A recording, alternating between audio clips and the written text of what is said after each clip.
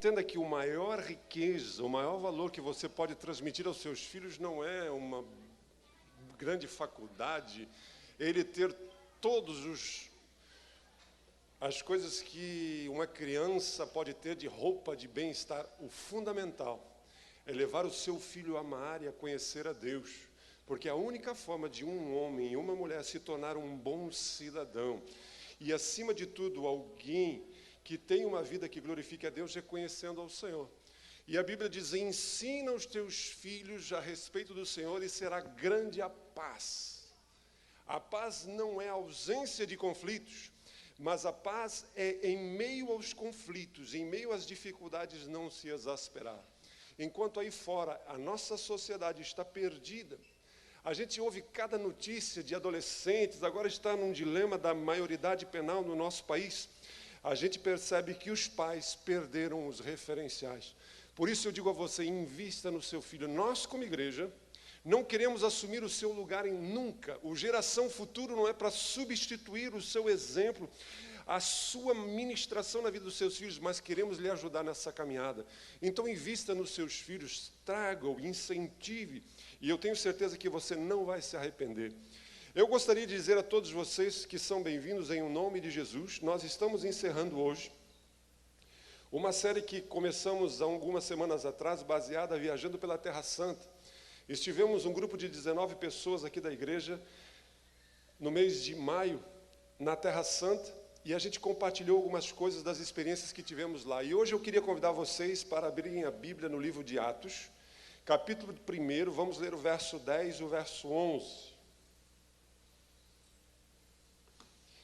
Atos capítulo 1, verso 10 e o verso 11, nos diz assim: estando os discípulos com os olhos fitos no céu, enquanto Jesus subia, eis que 2 varões vestidos de branco se puseram ao lado deles e lhes disseram: varões galileus, por que estáis olhando para as alturas? Esse Jesus, que dentre vós foi assunto ao céu, virá do mesmo modo como viste subir. Repetindo, esse Jesus que dentre vós foi assunto ao céu, virá do mesmo modo como viste subir. Eu queria mostrar para vocês algumas fotos aqui, pode colocar a primeira. Aqui estamos nós, no Monte das Oliveiras. Então, deste lugar, você vai ver que muitas vezes Jesus ensinou, saía da cidade. Aquilo que aparece lá, ó, é a mesma imagem que você tem na capa do informativo. Aquilo que aparece lá era a divisa, a muralha da cidade antiga do tempo de Jesus. Então, essa parte onde nós estamos não era cidade. Hoje a cidade cresceu, a cidade é a maior cidade de Israel, maior quantidade de pessoas, de população, e a cidade. Mas Jesus vinha aqui onde nós estamos, nesse monte, e ensinava os seus discípulos nos Montes das Oliveiras, e ali vocês estão vendo o que é chamado de o Domo da Rocha, essa parte plana aqui. Aqui tem o que chamam de Mesquita de Omar, que na verdade não é uma mesquita, é um dos terceiros lugares mais sagrados do Islã, dos muçulmanos. Então Jerusalém é uma cidade santa para os cristãos, para os judeus e para os muçulmanos. Pode passar adiante, mais uma. Você vai ver a mesma foto, só que aqui tem 2 galãs de cinema, quer dizer, ali estou eu e a minha esposa. E lá está atrás o Domo da Rocha, uma visão um pouco mais perto, e você vai observar aqui embaixo essas construções quadradinhas aqui que desce toda essa colina. Jerusalém, ela está, por isso que a Bíblia diz que Jerusalém estava em cima de um monte, era uma cidade edificada no monte, era uma cidade bela, porque tudo é monte. Então aqui nós estamos no monte, desce para o vale, depois começa a subir de novo. Daqui até lá embaixo, o que vocês estão vendo aqui são sepulturas. É um cemitério. Hoje, ninguém mais é sepultado ali, com exceção de algumas pessoas que têm muito dinheiro. Ariel Sharon, o ex-primeiro-ministro israelense que morreu alguns meses atrás, que ficou em coma durante muito tempo, foi sepultado aqui. Então, existe aproximadamente 150 mil sepulturas neste lugar. Por que existe 150 mil sepulturas nesse lugar? Depois eu vou estar falando para vocês. E se você for mais adiante, aqui em volta dessa muralha, também tem um outro cemitério, só que não de judeus, um cemitério de gentios, de árabes, de pessoas que não são judias. Toca adiante. Aqui a gente tirou uma foto de zoom, Davi tirou uma foto de um judeu ortodoxo. Os judeus ortodoxos sempre estão vestidos de preto, com a cabeça com um chapéu ou com um kippá de barba, e estão fazendo as suas orações. Então você pode perceber que tudo isso são sepulturas de pessoas sepultadas nesse lugar. Posso passar adiante? Aqui você está vendo a visão ao contrário. A primeira foto que nós tiramos foi lá em cima, está vendo lá? Ó? Eu tirei a foto virada para cá, que a gente está olhando agora. Então, tudo isso aqui que vocês estão vendo aqui, ó, está vendo que parece pedras? Na verdade, não são pedras, são sepulturas, são túmulos de pessoas que foram sepultadas em todo esse local, do Monte das Oliveiras, descendo até aqui. Pode passar mais adiante. E aqui está aquela porta que não dava para ver direito, mas é chamada de a Porta Oriental. A cidade antiga de Israel tinha 12 portas. Hoje ela só tem 8. Dessas 8, essa aqui está fechada. É chamada de a Porta Oriental e a Porta Dourada. E isso aqui que vocês estão vendo aqui são as sepulturas dos gentios, dos que não são judeus. Por que que essa porta está fechada? A cidade de Israel foi conquistada, a cidade de Jerusalém, melhor dizendo, foi conquistada em 19 vezes. Muitas vezes, impérios a dominaram. E, em certa época, Saladino, vocês conhecem a história de Saladino, que cresceu, juntou os árabes e dominou. Ele, no tempo dele, se levantou um sultão que descobriu, baseado na lei de Deus, nos profetas Zacarias e Ezequiel, que falam muito a respeito da vinda do Messias para libertar o povo de Deus. E a profecia dizia que Cristo, o Messias, viria por essa porta, entraria por essa porta. Essa porta é a mesma porta que Jesus entrou em Jerusalém. É a mesma porta que Jesus, quando chegou em Jerusalém, entrou por essa porta. Claro, é óbvio que não é a mesma porta no sentido... Ela foi reconstruída, porque no ano 70 da nossa era, os romanos derrubaram tudo. Daqui para baixo, ó, essas pedras maiores, é uma espécie de um alicerce, um platô. Daqui para cima são as muralhas. Essas muralhas aqui em cima, todas elas foram destruídas. Jesus disse, não ficaria pedra sobre pedra. Mas a porta foi reedificada, então está no mesmo lugar que a primeira porta que Jesus passou. Esse sultão magnífico mandou fechar a porta para que o Messias, o libertador de Israel, não entrasse. Ele fez para impedir que o reino de Israel fosse retomado pelos judeus. Mais adiante, um outro estudioso árabe descobriu que na lei dizia que o Messias era como se fosse um sacerdote. E um sacerdote não poderia tocar em mortos. Ele se tornaria imundo. Então, o que eles fizeram? Eles colocaram aqui, do lado de fora, um cemitério, para impedir o Messias de entrar por essa porta. Eles disseram, a porta está fechada, mas, de repente, o cara inventa de vir aqui e arrombar esse negócio. Então, para evitar isso, vamos colocar um monte de gente enterrada aqui. Então, está aqui um monte de pessoas que foram sepultadas ali para impedir a entrada do Messias. Só que quando eles estavam fazendo isso, eles não estavam percebendo que eles estavam sendo um instrumento de Deus. Porque o mesmo profeta que disse que o Messias entraria por essa porta, também dizia que o Messias entraria por essa porta, e depois que ele entrasse por essa porta seria fechada e nunca mais ninguém entraria por ela. Jesus, o Messias de Deus, entrou por essa porta. No ano 70 ela foi destruída, depois ela foi reconstruída, e um sultão, achando que estava impedindo a ação de Deus, do Messias, acabou cumprindo a profecia bíblica. E já há centenas de anos ninguém passa por essa porta, até um dia que a Bíblia diz que o Messias há de vir. Por isso que os judeus colocaram ali 150 mil sepulturas, porque a Bíblia diz que quando o Messias colocar o seu pé sobre o Monte das Oliveiras, que acabamos de ver a foto, todos os mortos ressuscitarão. Então os caras pensavam assim, poxa vida, eu quero ser um dos primeiros a ressuscitar, então eu quero ser enterrado aqui. Então eles todos se enterraram naquele lugar para ser os primeiros a ressuscitar. E essa é a razão por que essa porta está fechada e que temos tantas sepulturas aqui. Pode tocar adiante. Aqui você vê uma maquete no Museu de Jerusalém, de Israel. É uma maquete feita do templo de Herodes. Não é o templo de Salomão. O templo de Salomão foi destruído por Nabucodonosor, mas foi reconstruído por Herodes. Então é uma maquete. E essa portinha que aparece aqui é justamente aquela porta que eu acabei de mostrar para vocês. É a mesma vista. Então vocês percebem que entrava por essa porta e já estava no átrio do templo. Aqui era o templo de Deus dos judeus. As pessoas normais não entravam no templo, apenas o sacerdote e o sumo sacerdote. Os demais ficavam nesse espaço aqui, orando, fazendo as suas ofertas, que eram queimadas, eram oferecidas pelos sacerdotes. E ali na parte de trás estava o lugar santo dos santos. Tudo isso foi destruído. Mas aqui atrás, aqui nessa parte esquerda aqui, sobrou essas muralhas de baixo aqui, que não é muralhas, é tipo um alicerce. Só para vocês terem uma ideia, daqui a aqui tem aproximadamente 800 metros. O nosso terreno da Coronel Vicente até ali, o fundo tem 123 metros, são aproximadamente 7 metros, 7 vezes o comprimento, esse espaço daqui até aqui. Então o templo era muito lindo, muito belo, muito ouro. E os judeus hoje têm o que sobrou, o local mais perto que eles têm para adoração toca adiante.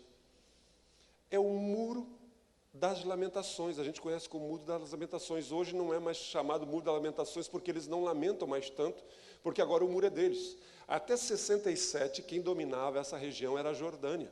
Mas na guerra de 67, o Estado de Israel conquistou toda Jerusalém. Então toda Jerusalém hoje é de Israel, e esse muro, que seria aquela parte que eu mostrei para vocês lá atrás, é onde os judeus se reúnem para fazer as suas orações, para fazer a cerimônia do Bar Mitzvah. É quando os meninos atingem a maturidade e podem ler em público a lei, a Torá de Deus. Então eles se reúnem para fazer as suas orações, adorações, e colocar pedidos de oração nas fendas da rocha aqui. Essas rochas são do templo de Jesus. Isso é o que sobrou, porque isso não era as muralhas, isso é apenas a base que, vamos dizer assim, daquele platô. As muralhas eram daqui para cima, e essas muralhas foram depois destruídas e reconstruídas. Esse muro aqui separa aqui as mulheres do lado de cá para os homens do lado de lá. Toca adiante. Pode mudar. 1, 2 e... Aqui vocês vão encontrar um quinteto aí famoso que estava lá. Vocês podem ver que todos eles estão de bonés. Aqui está o Muro das Lamentações. Você não pode entrar nesse lugar com a cabeça descoberta. Toca adiante. Aqui estou eu e o pastor Disney colocando as mãos, aqui está o Altair, colocando as mãos nessas pedras que são do templo de Jesus. E o Disney aqui não está de boné, então ele tem um quipazinho na cabeça. Toca adiante. Aqui você vai ver um judeu ortodoxo, ali está um menino de 13 anos aproximadamente, carregando aquele negócio ali. Aquele negócio é como se fosse um estojo, e dentro estão os livros da lei, a Torá. Então o menino carrega esse negócio, depois eles abrem e o menino faz uma leitura. Aqui está um judeu vestido a rigor, com esses filatélios enrolados no braço, um livrinho de oração, aqui estão eles. Então eles fazem essa cerimônia aqui no Muro das Lamentações. Toca adiante. Aqui nós estamos lá perto do Domo da Rocha. Hoje esse lugar é um lugar administrado pelos muçulmanos, então não é os judeus que administram. Toca adiante. Aqui é o cenáculo, foi construído pelos cruzados. Os cruzados construíram essa construção aqui, em cima do local que, segundo a tradição, dizem que Jesus se reuniu com seus discípulos para celebrar a última ceia. Pode mudar mais adiante. Aqui estamos nós no cenáculo, pode acontecer? Pode mudar? É o lugar onde oficialmente surgiu a igreja, quando a Bíblia diz que os discípulos estavam reunidos no cenáculo e o Espírito Santo de Deus desceu sobre eles. Foi no mesmo lugar que Jesus disse aos seus discípulos que ele iria preparar lugar para os seus discípulos e voltaria para buscá-los. Eu quero dizer a você que o que eu vou falar aqui hoje, talvez, para alguns, seja uma coisa mais parecida com uma questão de ficção científica, coisas ilógicas e reais.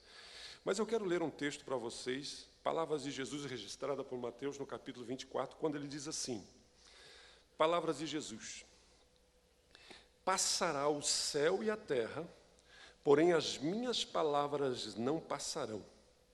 Mas a respeito daquele dia e hora ninguém sabe, nem os anjos dos céus, nem o Filho, senão o Pai. Pois assim como foi nos dias de Noé, também será a vinda do Filho do Homem. Porquanto assim como nos dias anteriores ao dilúvio, comiam e bebiam, casavam-se e davam-se em casamento, até ao dia em que Noé entrou na arca e não o perceberam, senão quando veio o dilúvio e os levou a todos, assim será também a vinda do Filho do Homem. Então 2 estarão no campo, um será tomado e deixado o outro. 2 estarão trabalhando no moinho, uma será tomada e deixada a outra.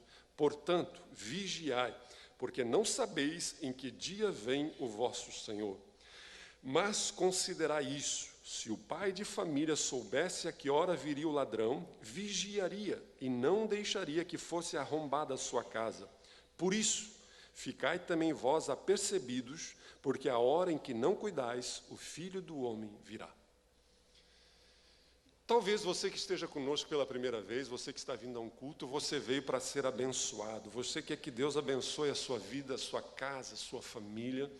Você quer que Deus faça prosperar os seus negócios. Você quer que Deus abençoe o seu casamento, os seus relacionamentos. Você quer viver uma realidade palpável. Você quer que a presença de Deus, a ação de Deus na sua vida seja real. E talvez você até já tenha vindo aqui algumas vezes, talvez você já tenha até assistido a gente falar, e você até diz assim, eu gosto de ouvir as palavras porque são palavras motivadoras, são palavras lógicas, ele não inventa muita coisa, não faz muito reteté, muita coisa, mas talvez o que eu vou dizer para você hoje, você dizer, e hoje o Magrão pisou na bola. O Magrão agora foi para as cucuias, o Magrão agora está meio maluco. Porque o Magrão acredita que estarão 2 em uma cama, um marido e uma esposa, e de repente um vai acordar e vai botar a mão do lado e vai ver que o outro não está. Ele acredita que 2 estarão caminhando num caminho, andando numa calçada, e de repente um simplesmente vai se sumir. Vão estar 2 trabalhando e um simplesmente vai deixar de existir.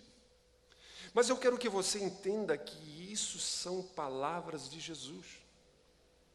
Se eu e você cremos, se eu e você acreditamos em Cristo, que um dia Ele nasceu em Belém da Judéia, que um dia Ele veio e morreu naquela cruz, que um dia Ele trouxe a sua palavra de salvação, você precisa acreditar que Ele vai voltar à segunda vida. Ele vai voltar outra vez. A grande verdade é que Jesus Cristo está voltando todos os dias para aqueles que têm nele essa esperança. Na terça-feira nós sepultamos o nosso irmão Paulo, o esposo da Lisete, o pai da Paulinha. Estava conosco no culto de domingo à noite, na segunda até o meio-dia estava bem, almoçou, foi tirar a sonequinha depois do meio-dia e não acordou. Teve um infarto fulminante. Então, para ele, Cristo voltou. Conforme você vai caminhando, conforme você vai se olhando no espelho, você vai percebendo algumas rugas, um cabelo vai ficando branco quando não cai da sua cabeça, e você vai percebendo que dia após dia os sinais da vinda de Cristo para você estão se aproximando. Porque na verdade, ou Cristo vem buscar a sua igreja, ou eu vou ao encontro de Cristo. Não tem como fugir dessa lógica. Mas observem que Jesus aqui não está falando da morte.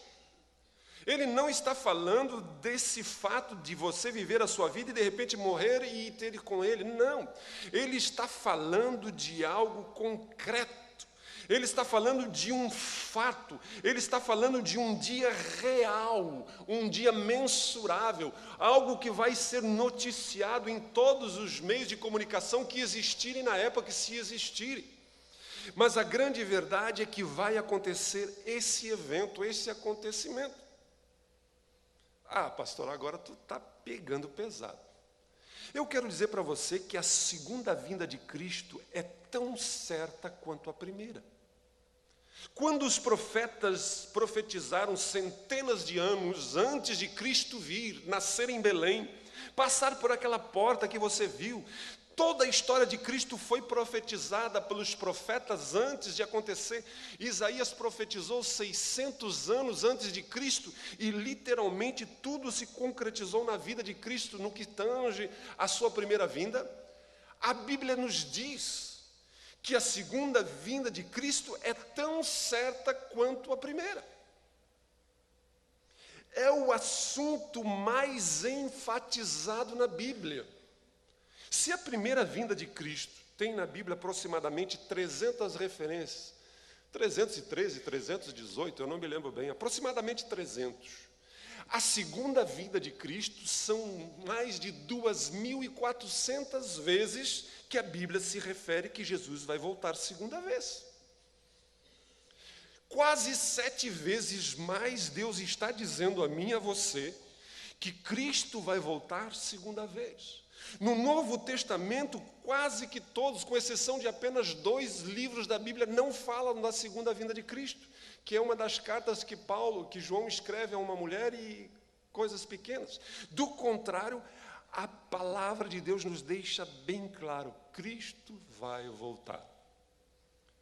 Mas, infelizmente, nós temos que dizer que esse assunto da segunda vinda de Cristo é um dos assuntos mais distorcidos.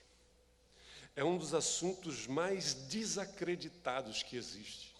Infelizmente, até mesmo muitas igrejas evangélicas, muitos pastores conceituados, pessoas que há uns anos atrás eu admirava, gostava de ler os seus livros, hoje eu digo, meu Deus, o homem se perdeu, porque eles olham para a volta de Cristo e acham que isso é uma coisa utópica, que isso é uma alegoria de uma realidade, que isso é apenas uma esperança que todos vão ter quando encontrarem a morte. Muitos saíram feito loucos por aí na história da igreja, dizendo Cristo vai vir no dia tal e tal e tal, a tal hora. Muitos venderam o que tinha, saíram, subiram ao monte fazendo orações, esperando o Messias e não veio. Jesus está nos dizendo, mostrando a mim e a você, que a realidade que Ele volta é real. Que Ele vem é fato, mas quando eu e você quisermos enumerarmos, quisermos colocar uma cronologia, quisermos fazermos afirmações, quisermos estabelecer datas, dias e horários, nós estamos indo contra o que o próprio Cristo disse, que nem mesmo o Filho, nem mesmo os anjos, nem ninguém sabe o dia e a hora, a não ser o Pai. Por isso eu e você precisamos ter uma consciência bem clara. A volta de Cristo é uma realidade. E existe uma diferença muito grande entre a primeira vinda de Cristo e a segunda. Na primeira, Ele veio para salvar a nossa alma. Na primeira, Ele veio para que nós pudéssemos ter o nosso espírito vivificado, para que encontrássemos a Deus. Na segunda, Ele vem para completar a salvação. Porque hoje o meu espírito está salvo em Deus, a minha alma está salva em Deus, mas o meu corpo está sujeito ainda à degradação do pecado.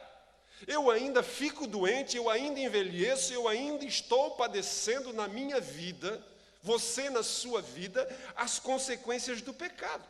Na segunda volta de Cristo, Ele vem para redimir toda a sua criação, a natureza e o nosso corpo, a nossa vida. Na primeira vez, Ele veio numa manjedoura, humilde, coitadinho, pobrezinho, a gente fica com pena dele. Na segunda vez, Ele virá num trono, não mais uma criança indefesa, mas um rei. Na primeira vez, Ele veio como uma criança, mas na segunda Ele vai vir como o Rei dos reis e Senhor dos senhores. Ele veio para estabelecer o seu reino e para estabelecer juízo, justiça. Na primeira vez Ele veio em carne. Ele sofreu, Ele apanhou, Ele padeceu, mas na segunda vez Ele virá em glória. Ele virá em glória e em poder. Por isso nós poderíamos dizer a você que quando Ele veio em Belém, Ele veio como o Messias Salvador do mundo. Quando Ele vier nas nuvens buscar a sua igreja, Ele virá como noivo para a sua igreja. E quando Ele descer no Monte das Oliveiras, Ele virá como um juiz, como um rei, para julgar as nações e para estabelecer o seu reino. Por isso que aquela porta está fechada. Por isso que aquelas sepulturas estão ali. Por isso isso é fato. Por isso todas as coisas estão corroborando. Todas as coisas estão caminhando para cumprimento de todas as profecias desse livro. Por isso que eu e você precisamos de estar apercebidos dessa verdade. Eu me lembro que no meu tempo de menino, 9 para 10 anos, lá no início do ano 70, se falava muito da volta de Jesus.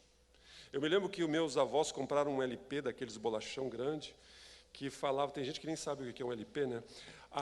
Que falava a respeito da última trombeta, a visão de um cabra lá na Noruega, ou Oslo, Suécia, que teve uma revelação, e aquilo era tipo uma dramatização de um programa de rádio, dizendo, atenção, senhoras e senhores, aconteceu um fato, blá, blá, blá, blá. A gente ouvia aquilo, se arrepiava todo com medo de Jesus voltar. Eu, com 10 anos, assim, Jesus, espera eu casar primeiro, espera eu casar primeiro.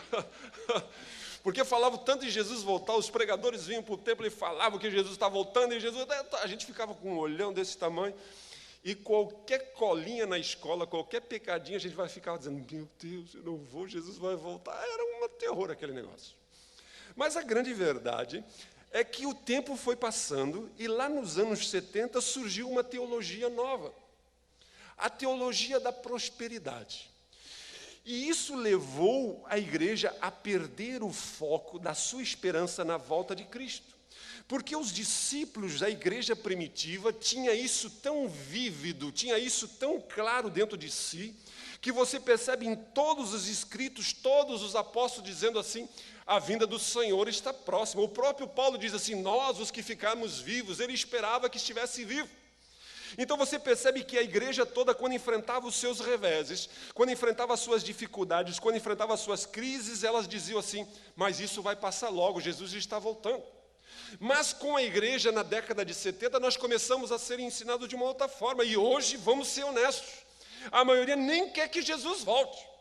A maioria quer que primeiro, Deus, eu primeiro preciso estabelecer o meu reino aqui na terra. Primeiro eu preciso ganhar, eu quero viver bem aqui. Então nós começamos a perceber que a teologia da prosperidade mudou a ótica da igreja em relação à volta de Cristo. Se fala muito pouco disso. Mas por se falar pouco disso, não significa que isso não vai acontecer. Pelo contrário, é sinal de que isso vai acontecer logo. Porque o texto que acabei de ler, palavras de Jesus, ele diz que é justamente essa lógica da vinda de Cristo. É quando ninguém está apercebido. Ele disse que será como nos dias de Noé. Gente, Noé levou 120 anos construindo uma arca. As pessoas passavam por lá e diziam, vem cá, o que é esse negócio aí? Isso é uma barca, é um barco grande. Mas para quê? Vai vir um dilúvio, te arrepende, Jesus vai voltar, Deus vai mandar um dilúvio, vai inundar a terra, todo mundo vai morrer. 120 anos as pessoas dizendo, conversa para boi dormir. E o que eles faziam nesses 120 anos? Comiam, bebiam, casavam-se, davam-se em casamento. Em outras palavras, eles viviam as suas vidas aqui e agora, sem termos uma perspectiva de eternidade. Esse é o maior dilema meu e seu. Não significa que eu não devo casar, não significa que eu não devo comer, beber, não. Significa que eu devo fazer essas coisas sem perder de vista a perspectiva de uma eternidade, de um Cristo que vai se manifestar uma segunda vez. Porque, do contrário, eu posso ser pego desprevenido. Eu posso acordar de noite e olhar do lado e a minha esposa não está. Eu posso um dia acordar e os meus pais não estarem. Eu posso um dia acordar e os meus filhos não estarem. Eu posso ir para o meu emprego, o meu colega, eu não sei, vir para o grupo de crescimento e não ter ninguém. Porque esse é um fato que vai acontecer. Essa é uma realidade. Pastor, está pegando pesado esse negócio, eu não consigo acreditar nisso. Mas isso é evangelho. Nós não podemos criar uma dicotomia, não podemos fazer uma ruptura entre algumas coisas que Jesus disse que eu acredito e em outras eu acho que não é bem assim. Se eu creio no evangelho, Se eu vivo o Evangelho, isso é fé. Isso é crer. E o Evangelho está impregnado da esperança de que Cristo vai voltar. Por isso, Jesus diz, de uma forma bem clara, que esse fato é uma realidade. Que esse fato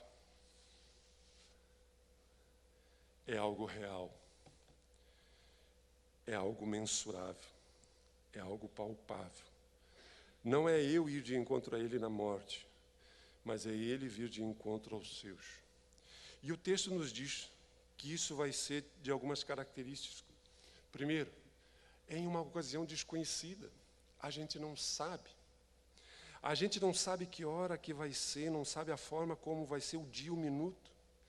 Ele chega a dizer que se fosse, é como um ladrão. Ninguém consegue, você se preparar essa semana, os ladrões entraram 2 vezes aqui no nosso vizinho e arrombaram, fizeram um estrago. A gente não tem como saber que essa semana eles vão bater aqui. Graças a Deus eles não vieram aqui, mas infelizmente atingiram a casa do nosso vizinho aqui. Não é a casa, é uma ferramentaria que ele tem ali. Mas ninguém sabe, porque se soubesse estaríamos ali cuidando. Jesus diz que é uma ocasião desconhecida. É óbvio que o ladrão vem buscar uma coisa que não é dele. O ladrão vem roubar algo que não lhe pertence. Mas a expressão que será como ladrão não tem nada a ver com questão de Jesus de estar roubando alguma coisa, mas está falando do sentido de algo inesperado, algo não programado, algo não, vamos dizer assim, planejado. Mas ele vai vir justamente buscar o que é seu, a sua igreja, os que lhe pertencem, os que creram nele. Essa é a verdade. E ele diz que esse arrebatamento vai ser de uma forma tão interessante que será como um relâmpago. Assim como o relâmpago sai do Oriente e se vai até o Ocidente, é uma coisa de frações de segundos, nós seremos transformados, arrebatados para estar com Ele. Ninguém sabe qual é o dia, mas isso vai acontecer. E Jesus diz que assim como nos dias de Noé, muitos foram pegos de surpresa, vai acontecer. As pessoas não estão acreditando nisso. Por quê? Os próprios discípulos não entenderam uma coisa que Jesus fez. Eu li uma parte do capítulo 24 de Mateus, porque os discípulos acabaram de sair com Jesus dali do templo. Vocês viram a maquete do templo. Vocês se lembram que dia desses eu mostrei as construções onde eles viviam lá em Cafarnaum? Se lembram? Eram pedrinhas redondas de basalto, da beira do rio, empilhadas. As construções deles, as casas deles, era coisa feia. Eram amontoados de pedrinhas. E quando os discípulos, homens simples, pescadores, saíram lá da Galiléia e foram até Jerusalém e viram a grandiosidade do templo. Se você já assistiu na televisão, se você já viu alguma reportagem sobre o templo que o Edir Macedo fez em São Paulo, que virou ponto turístico em São Paulo, o templo do Edir Macedo não chega nem aos pés do templo de Herodes, porque no templo de Herodes era ouro de verdade. E a Bíblia diz que os discípulos acabaram de dar uma volta em volta do templo com Jesus, e os discípulos estavam de boca aberta, como esse mármore, como essas coisas são belas, como tudo é muito lindo, coisa muito extraordinária. Eles saem dali conversando com Jesus, descem pelaquela porta que não estava fechada e estão indo rumo ao Monte das Oliveiras, caminhando com Jesus. E quando eles estão caminhando com Jesus, e Jesus vê que eles estão embasbacados, que eles estão maravilhados, que eles estão pensando que o que se vê, a realidade terrena, circunstancial, é tudo, Jesus diz para eles assim: eu quero dizer uma coisa para vocês, não vai ficar pedra sobre pedra dessa coisa toda aí.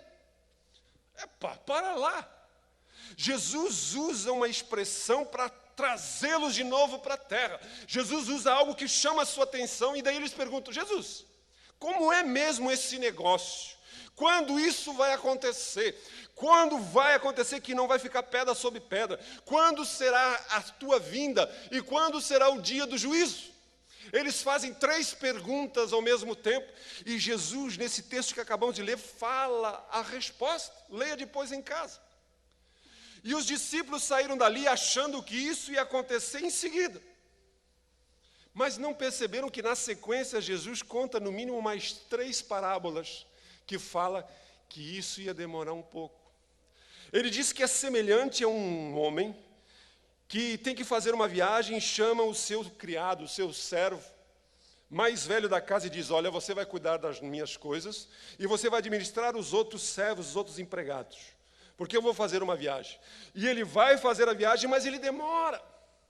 E enquanto ele demora, esse servo mais velho se torna um servo mau, perverso. Ele começa a dizer: eu agora sou o cara. E ele começa a oprimir os seus conservos. Mais adiante, Jesus fala a respeito de 10 virgens que estão para se encontrar com o seu noivo.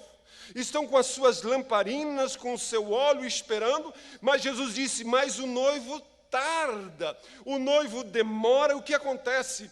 Elas adormecem, elas baixam a guarda, elas se cansam, e 5 delas, quando o noivo vem, não percebem que não tem mais azeite. E quando o noivo vem, chega, somente 5 que tinham azeite nas suas lamparinas entram e as outras ficam para trás. Jesus também, na sequência, fala de um homem que chama os seus servos e, segundo a capacidade de cada um, dá a eles 1 talento, 2 talentos e 5 talentos. E diz: eu vou sair, eu vou viajar, e quando eu voltar, eu quero que vocês prestem conta disso. E aquele servo, Senhor, saiu e demorou muito tempo para voltar. Quando ele voltou, o que tinha 5 tinha ganho mais 5. O que tinha 2 ganhou mais 2, mas o que tinha 1 disse: Senhor, eu sei que Tu és um Deus assim, blá, blá, blá, blá, blá. Eu enterrei, está aqui o Teu 1 que Tu me deu. Os discípulos não perceberam o que Jesus estava querendo ensinar. E é o que a igreja de Jesus muitas vezes hoje não percebe. Alguém vai dizer: bah, mas Gilberto, lá desde os teus 10 anos, tu já está com 53 anos e Jesus não veio ainda, então, vamos comer, beber, casar. Mas eu quero que você entenda que existe um tempo, existe uma plenitude de Deus. A Bíblia diz que a primeira vinda de Cristo aconteceu na plenitude do tempo de Deus. Cristo nasceu em Belém. E a Bíblia diz que a segunda vinda de Cristo também será na plenitude dos gentios. Quando o evangelho do reino for pregado a todas as nações, então virá o fim. Quando todos aqueles que precisam ouvir o evangelho ouviram o evangelho, então Cristo estará voltando. E vamos ser bem honestos. Nós estamos vivendo uma época onde, através da mídia impressa, a mídia televisiva, a mídia do rádio, a mídia da internet, não existe canto desse mundo que pessoas não estejam levando este evangelho. Por isso, nós precisamos ter bem claro a realidade de que Cristo está vindo. E, se eu não estiver vivo para me encontrar com Ele nas nuvens, eu vou me encontrar com Ele antes. E como isso vai acontecer? Por isso que Paulo, quando escreve aos Tessalonicenses, capítulo 4, ele diz assim: os Tessalonicenses estavam um tanto quanto preocupados, porque Jesus disse que nos últimos dias surgiriam muitos falsos profetas. E os Tessalonicenses estavam ouvindo muitas coisas, alguns estavam até dizendo que Jesus já tinha vindo e eles não perceberam. Alguns estavam deixando de trabalhar, porque será, já que Jesus vai vir, eu não vou trabalhar mais. Já que Jesus não vai vir, eu nem vou mais fazer faculdade. Se Jesus não vai vir, eu nem vou me preocupar com a aposentadoria. E Paulo então escreve a eles dizendo que não, que as coisas não são assim. E quando Cristo se manifestar, todos os que têm essa esperança vão ter certeza disso. Não é uma coisa escondida, não é uma coisa camuflada, não é uma coisa que tem que sair perguntando se aconteceu, não. É real, concreta e que vai mexer com toda a estrutura humana. Então Paulo escreve dizendo assim: porquanto o Senhor mesmo, dada a sua palavra de ordem e ouvida a voz do arcanjo e ressoada a trombeta de Deus, descerá dos céus. Jesus mesmo. Ele vai dar a ordem, a palavra de ordem, a voz da trombeta será ouvida, e o que vai acontecer? Os mortos em Cristo ressuscitarão primeiro. E depois nós, os vivos, os que ficarmos, seremos já arrebatados juntamente com Ele entre as nuvens, para o encontro do Senhor nos ares, E assim estaremos para sempre com o Senhor. Se Cristo voltar amanhã, se Cristo voltar semana que vem, o meu pai que faz em 6 anos que faleceu, a minha avó que faz 20 anos que faleceu no Senhor, o irmão Paulo que faleceu agora na segunda-feira, todos eles terão o seu corpo transformado. Eles ressuscitarão. Alguém vai dizer, mas como isso é possível? Alguns me perguntam assim, vem cá, um cristão pode ser cremado, afinal de contas vai queimar e daí não vai ressuscitar? Gente, a própria ciência descobriu que no seu código, na sua cadeia do seu DNA, é possível com um fio de cabelo, eles retomarem toda a sua cadeia do seu DNA e saber como você era, a cor dos seus olhos, qual era a cor dos seus cabelos, qual era a sua fisionomia, em cima de um DNA. Deus não vai poder, de qualquer átomo que sobrar de um homem e de uma mulher, fazê-lo ressuscitar. Então a Bíblia diz que os mortos em Cristo ressuscitarão, terão os seus corpos transformados, glorificados, e os vivos, num abrir e fechar de olhos, terão o seu corpo mudado como o corpo de Cristo. Quando Cristo ressuscitou, ele ficou 40 dias entre os seus. E muitas vezes ele apareceu, ele desaparecia no ar. A história dos discípulos no caminho de Emaús, quando ele apareceu a Maria, quando ele apareceu nos discípulos naquele cenáculo que nós vimos. Mas ele foi tocado, ele foi beijado, ele foi abraçado, ele comeu, ele bebeu. Mas, ao mesmo tempo, o seu corpo tinha uma incorruptibilidade, tinha uma outra estrutura. É isso que Deus vai fazer. Então, Deus, o próprio Cristo, vai determinar, o próprio Jesus Cristo vai descer dos céus para buscar os que são seus. Os mortos em Cristo vão ser ressuscitados primeiro, e os que estiverem vivos serão transformados. E encontraremos com o Senhor nos ares. E a Bíblia diz que estaremos para sempre com o Senhor. Você pode dizer, até aqui eu até achei legal, mas agora essa história aí já é braba. Isso está mais para ficção científica. Isso está mais para filmes futuristas. Mas isso é a palavra de Deus. Então, qual deve ser a minha e a sua atitude? A Bíblia diz que a primeira coisa que nós precisamos é estarmos prontos. Estarmos prontos. Estarmos prontos significa que você não vai deixar de viver a sua vida. Você não vai deixar de estudar, de casar, de crescer, de desenvolver a sua profissão. Mas você precisa ter uma consciência disso que aqui existe. É transitório. Quando eu olhei aquela cidade, quando eu toquei a minha mão naquelas pedras, eu pensei cá comigo, quantos milhares passaram pelaquele lugar? Quantas batalhas sangrentas foram para possuir aquele lugar? E tudo isso passou.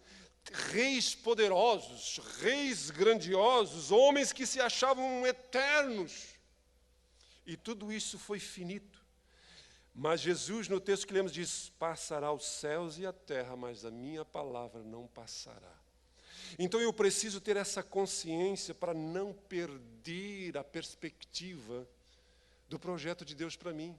A Bíblia diz que eu preciso aprender a ser um bom mordomo. Ele confiou a cada um de nós algo nas nossas mãos. A vida que eu tenho, a vida que você tem, o que você possui, os seus dons, a sua inteligência, as suas habilidades, o seu talento, até mesmo o seu dinheiro. Tudo o que você tem é Deus que lhe proporcionou por um período de tempo, aí 60, 70, 80, 90 anos, eu não sei. Mas a grande verdade é que nada que eu e você vamos levar. Nós nascemos nus e, como diz Jó, vamos morrer nus. Não levamos nada. Por isso nós precisamos ser bons mordomos do que Deus nos confiou. O que significa?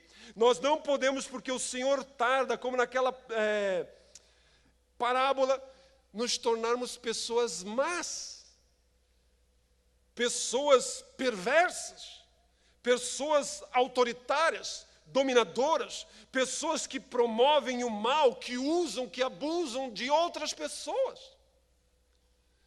Nós precisamos vivermos uma vida de santidade. santidade ao Senhor.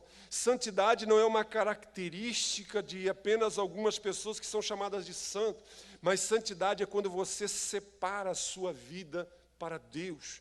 É quando você dedica a sua vida para Deus. Quando você dedica, consagra a sua existência para Deus. Daí você vive em santidade. Você começa a viver uma realidade onde todos os seus dias você tem consciência que você deve viver para um Deus. Você precisa viver em obediência. Obediência àquilo que Ele diz. Obediência àquilo que Ele falou. E precisamos viver em perseverança. Uma das maiores dificuldades minha e sua é sermos perseverantes. Existem tantas coisas que roubam a nossa atenção. Existem tantas coisas que nos atraem. Existe um metal, se eu não me engano é chamado de biriba, que ele parece ouro, mas não é o ouro dos bobos. Então muitos mineiros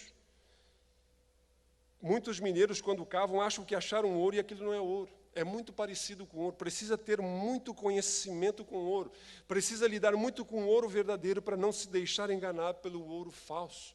Existem muitas pessoas que estão se deixando levar por coisas, estão se distraindo com coisas que não são importantes. Estão se pegando, se retendo a coisas que não são verdadeiras e eternas.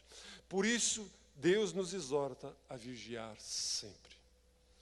Por isso, essa palavra de hoje não é para botar medo em você. Não é para que você fique dormindo e acorde de noite, a sua esposa foi no banheiro e você diga, meu Deus do céu. Porque isso já aconteceu um monte de vezes, né? Eu já me escondi umas quantas vezes da minha esposa para dar um susto nela, quando ela estava... Estou brincando. A minha esposa é uma santa mulher. Eu acordo de noite e digo, se ela está aqui, Jesus não veio ainda. Gente... Essa palavra não é para assustar você, porque a Bíblia diz que Jesus vem para os que são seus e para os que amam a sua vinda. Não é para os que temem a sua vida, não é para os que têm medo da sua vinda, mas é para os que amam a sua vinda. Por isso eu digo a você, repense, pare, porque Ele voltará. Ele voltará. Cantamos Maranata, é uma verdade. E se Ele não vier me encontrar, talvez eu vá me encontrar com Ele. Talvez você vá se encontrar com Ele. Mas a grande realidade é que todos nós precisamos ter consciência disso. Por isso que Paulo, quando escreve aos Coríntios, ele diz, a mensagem da cruz é loucura para os que estão se perdendo, mas é poder de Deus para os que são salvos. Talvez você me diga, isso é loucura, isso é história de carochinha, isso é coisa de Nostradamus. Não, isso é o Evangelho de Cristo, esse é a totalidade do Evangelho de Deus. Cristo veio uma vez e virá segunda vez, e não mais como uma pessoa humilde e frágil, mas como Senhor e Rei, para reinar com aqueles que são seus e para estabelecer o juízo às nações. Por isso eu digo a você, esteja preparado. Tenha consciência disso. Não se deixe envolver como os que estavam vivendo nos dias de Noé se envolveram. E o dilúvio veio e apenas 6 pessoas sobreviveram àquela catástrofe. Vamos orar? A única maneira para que eu e você estejamos preparados para esse dia, não é sermos boas pessoas, não é fazermos isso, fazermos aquilo, não. Isso é consequência. A única coisa que nos dá certeza de estarmos preparados é quando nós entregamos a nossa vida a Jesus. É quando nós dizemos, Jesus, eu reconheço que preciso de um Senhor e de um Salvador. Eu reconheço que preciso que Tu sejas Deus na minha vida. Vem e muda a minha vida, vem e faz em mim um milagre de um novo nascimento, para que verdadeiramente eu experimente na minha vida uma nova natureza em Cristo Jesus. Por isso, nessa noite, eu quero dizer a você que ainda não convidou Jesus para ser Senhor absoluto da sua vida. Se você ainda não entregou a sua vida inteiramente nas mãos de Deus, Se você ainda tem temores, inquietações, isso é um mau sinal. João, quando escreve o seu evangelho, diz para que nós possamos ter certeza de vida eterna que Cristo veio. E Cristo veio para que você possamos dizer: eu estou pronto. O livro de Apocalipse, muitas vezes o Espírito diz: ora vem, Senhor Jesus. E esse precisa ser a tônica no coração de todos os homens e mulheres. Por isso eu quero perguntar a você: você gostaria de entregar a sua vida a Jesus? Você gostaria de fazer de Jesus a tua esperança? Levante a sua mão onde você está, eu quero orar com você. Temos muitas pessoas. Isso, pode levantar bem alto. Isso, Deus está vendo a sua vida. Vamos ficar de pé, igreja. Feche os seus olhos. Você que levantou a sua mão, coloque a sua mão sobre o seu coração aí agora. Você talvez seja membro dessa igreja. Você talvez seja crente. Mas talvez você esteja despreparado. Talvez você esteja alienado. Talvez você esteja até mesmo vivendo uma vida não em santidade. Gente, pecar, todos nós pecamos. Mas a Bíblia diz que o Filho de Deus não vive na prática do pecado. Não vive deliberadamente no erro. Pelo contrário, ele vive uma vida que glorifica a Deus. Por isso eu gostaria de orar com você também. Que você gostaria de estar com a sua mente, o seu coração em paz com Deus. Coloque a sua mão sobre o seu coração e nós vamos orar. Pai, nós não queremos apelar para as emoções das pessoas. Nós não queremos colocar medo nas pessoas. Mas Tu conheces o nosso coração. E não poderíamos deixar de falar dessa realidade, desse fato. As palavras de Jesus podem parecer até mesmo, Senhor Jesus, uma coisa ilusória, uma ficção, até mesmo uma maluquice, uma coisa irracional. Mas são as palavras ditas pelo Verbo que se fez carne. E eu te peço agora que o Espírito Santo fale muito alto agora em cada coração, trazendo salvação, rompendo tudo aquilo que não procede de Deus. E que todos possam estar na presença do Senhor em fidelidade. Possam estar na presença do Senhor com o coração aberto, dizendo: ora vem, Senhor Jesus. Que essa seja a nossa esperança. Que essa seja a nossa alegria, de que o Senhor não tarda, pelo contrário, o Senhor está usando de misericórdia por aqueles que estão com o coração endurecido. Então, em nome de Jesus, te revela agora, vem de uma maneira tremenda e poderosa e traz agora a certeza da salvação, a certeza do perdão, porque queremos nos encontrar contigo, em nome de Jesus. Maranata, ora vem, Senhor Jesus.